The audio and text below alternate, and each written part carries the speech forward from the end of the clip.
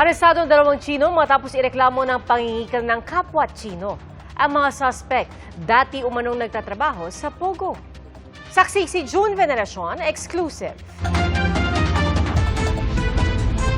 Walang kamalay-malay ang Chinese national na naka-shorts at green na t-shirt na may papalapit sa kanyang mga pulis.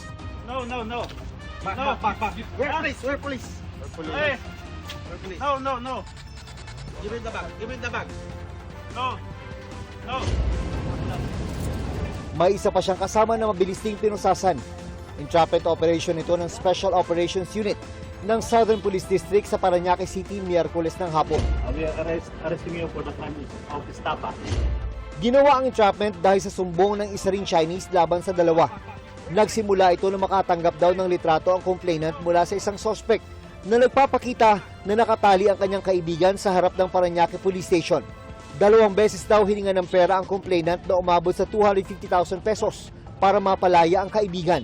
Yung pangatlong hingilan ng suspect ay nagduda na yung complainant at nag-check siya through his friend na sa Parañaque City Police Station kung meron ba talaga nahuli na Chinese national.